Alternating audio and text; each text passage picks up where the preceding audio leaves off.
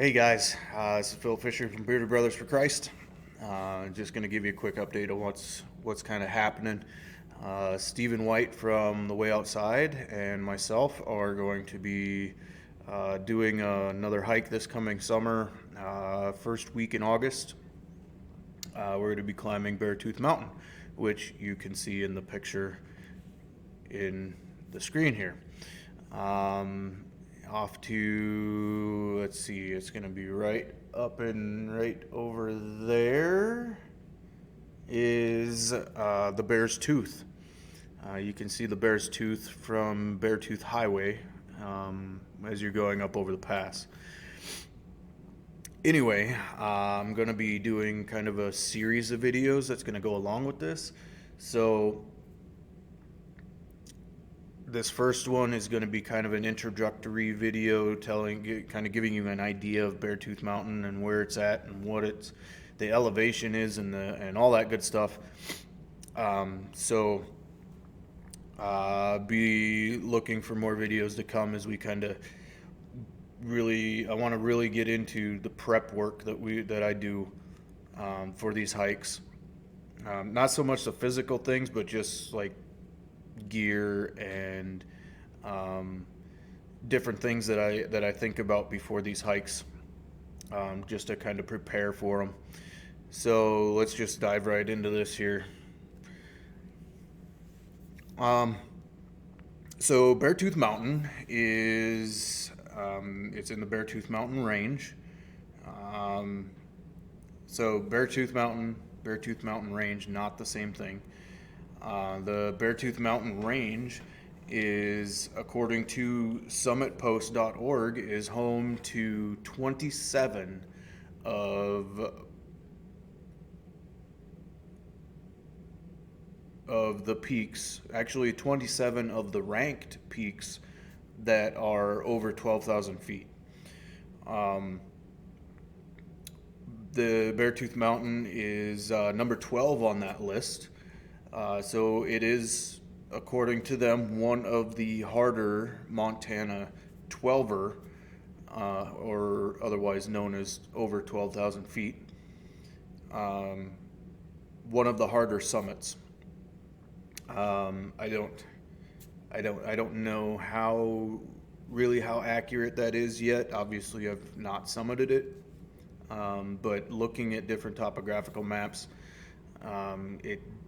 in terms of elevation gain, it doesn't seem like it is going to be too much more difficult than the way that we climbed Thunder Mountain last year. So I'm sure there was probably a lot easier ways to summit Thunder Mountain than the route that we took, but we didn't have a very good track record as far as choosing the routes that we were taking. So speaking of routes, we're going to be starting at Lake Fork Trail number 2 trailhead. That's right about, I can't remember how far it is outside of Red Lodge. It's just south of Red Lodge. It's not very far. 5-6 miles if I remember right. I'm not totally sure. And it's going to be kind of the same route that we took last year. I'll get a link to that in the comments, or in the description rather. And also see if I can get a card to come up. Also, speaking of that, I will get some links to as many as I can find in the description. I will get them put up in there for any of the gear that I might talk about, stuff like that. Get you a link over to The Way Outside, and so you can see Steven's stuff and everything that he's got going on. So as we get into this, you're gonna I don't know if you've watched my channel, you know that I kind of bounce around when it comes to content. I do just pretty much whatever comes to mind, right? Well, that's gonna change here in the near future. It's going to be kind of more defined niche, I guess you would call it. Obviously, hiking, backpacking, backcountry, all that stuff, that's definitely going to be a part of it. There's going to be quite a few videos that come out of this hike. And that's just in preparation for the hike. And then after the hike, there will be the final outcome, long main video. So I'm going to stick to kind of that kind of thing. And then it's going to be kind of interesting because I'm going from one extreme to the other, where I'm backcountry out there in the wilderness, no tech, no nothing. And then there'll be some that are more tech geared. I'm going to do some videos about my setup and how I do these videos and things like that. So anyway, enough about that. Back to the route we're going to be taking. Last year we went from the trailhead to Lost Lake. We stopped at Broadwater Lake, which is basically just a slow part of the stream. Sorry. And then from there to Lost Lake, and from Lost Lake we went up into Black Canyon Lake. Well, that's where we kind of made a mistake by going to Lost Lake and then skirting the lake and going up and kind of boulder hopping around the mountain, which was it was a lot of fun, but it was a lot of work. This time around there is a trail that you can get to Black Canyon. It's just really hard to follow from what I understand. And then once we're at Black Canyon, then we have to skirt around that lake, which is basically just all glacial moraine, which, for those of you that don't know, it's just the stuff left behind by a glacier when it moves. Some of it's really loose, some of it's really loose gravelly stuff, some of it's big boulders. So it's kind of a pain to skirt that lake. And once we get skirted around the lake, we'll get back up in the canyon there and kind of skirt around Grasshopper Glacier, and then we'll decide from there if we're gonna what we're gonna do. We're gonna set up camp out there, if we're gonna stop at Black Canyon Lake. Some of those details haven't quite been worked out yet, but we'll get there. And as far as this route goes, I'll see if I can get a map in one of these videos. That way you can actually look at it and see what we're talking about. Elevation gain. So grand total from the trailhead all the way to the summit.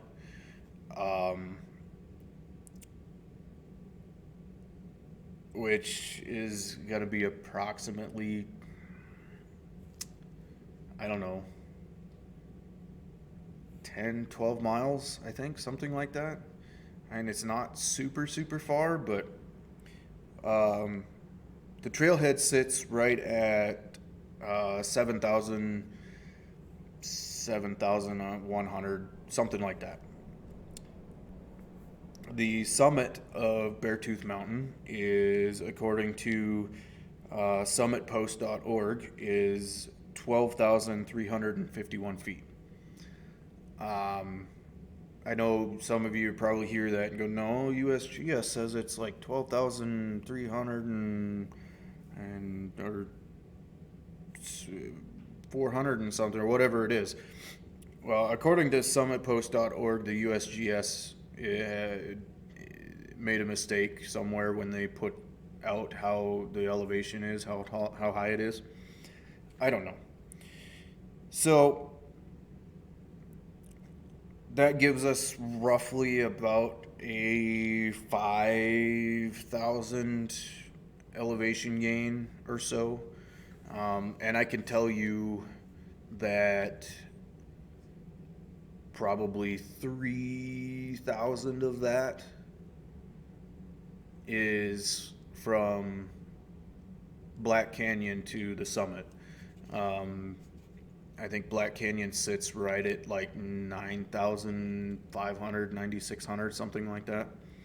So that last 3,000 feet is all in that last stretch. Um,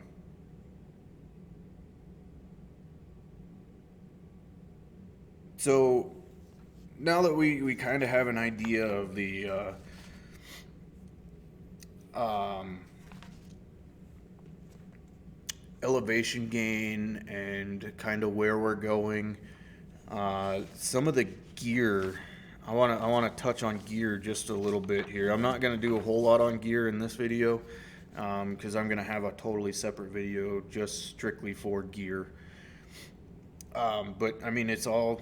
I mean, regardless of who you listen to, whether it's on YouTube or wherever, if you watch some of these backpacking backcountry videos, everybody's gear is basically the same. You're gonna have little deviations here or there depending on if that particular person is a tent person or if they're a I just lost it.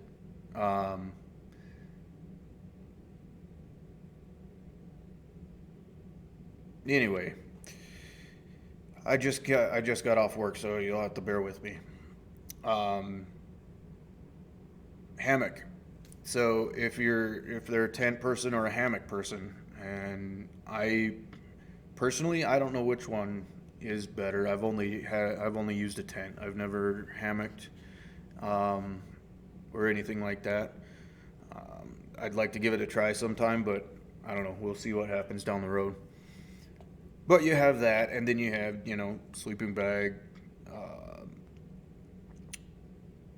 water filter, or some sort of water purification. That's an absolute must. Regardless of where you're going, you have to have some form of water purification, whether it's a life straw or the tablets or whatever. Me personally, I use a life straw. Um, it's not a life straw, but it's something similar to a life straw. Um, so that's your basic, absolute essentials. I mean, that's what you absolutely have to have. Um,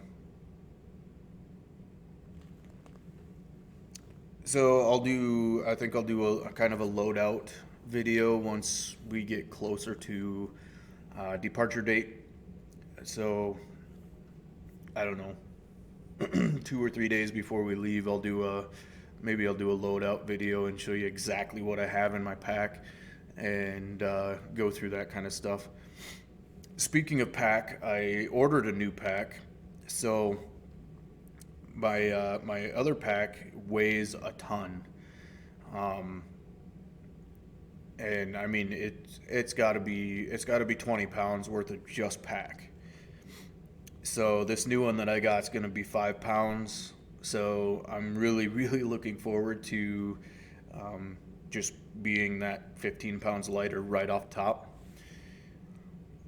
Um,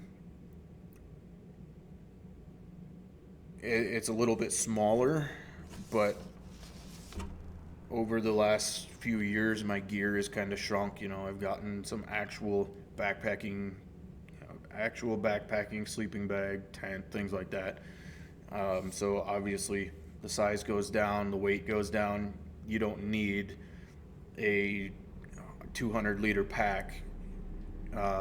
So I think the one that I was using was like a 75-liter pack. I'm down to a 65 now. Um,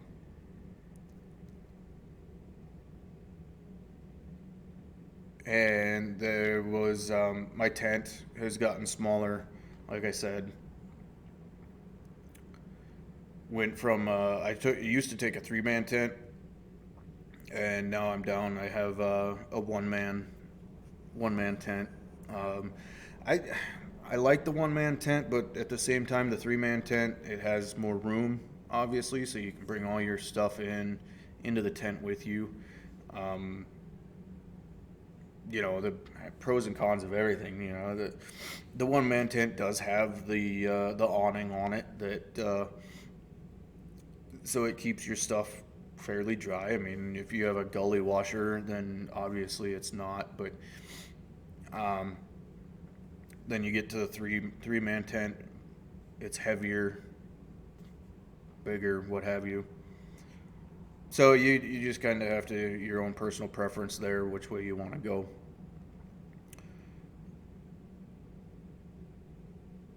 But anyway, that is enough about the gear. I don't want to get too in depth with that.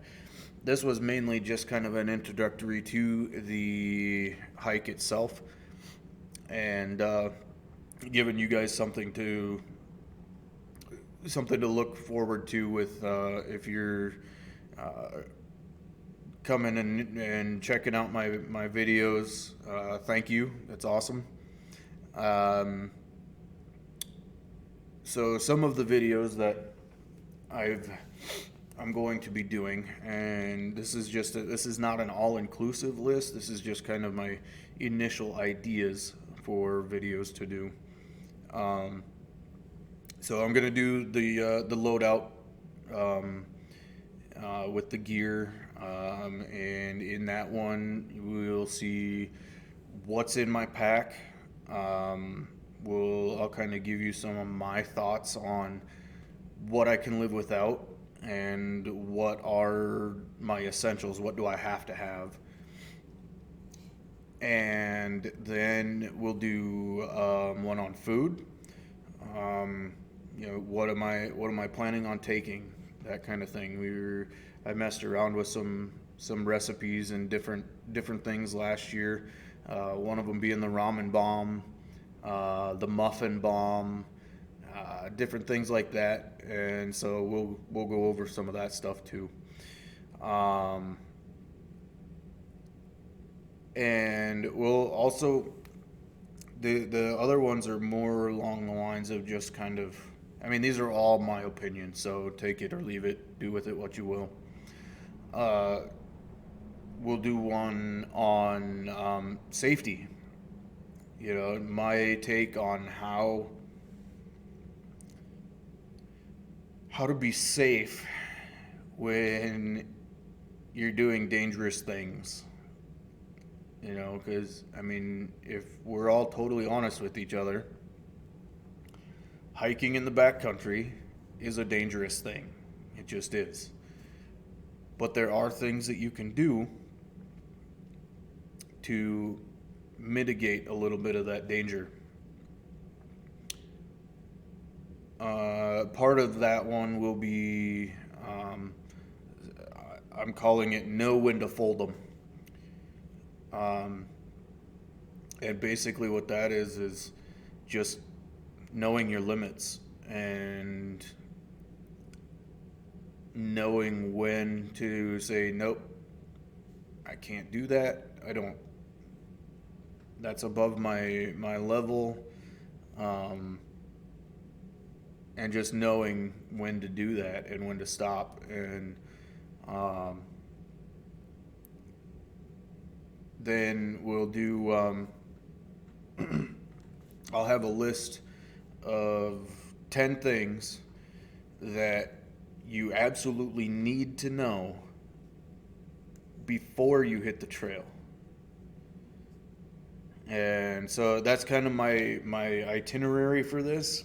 And I already went a lot longer than I was planning to with this one.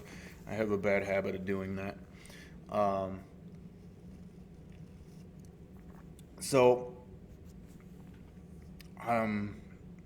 I might see if I can get, I don't know, we'll see what happens. I don't want to get too far ahead of myself. I don't want to make promises I can't keep. So with all of that said, don't forget to to like, share, subscribe, click that little bell. By the way, all the pictures that you're seeing in here, I actually took on our hike this last summer. So, like I said, like, share, subscribe, comment. If you have questions, regardless of if it's a tech question, if it's a question about hiking, backpacking in the backcountry, whatever the case might be, throw that in the comments below, and I will try to respond to those as quickly as I can. And don't forget to click that little bell when you click the subscribe button. That way you'll get notified whenever new content gets put up. I use this channel. I'm going to start going live a little bit more when I can.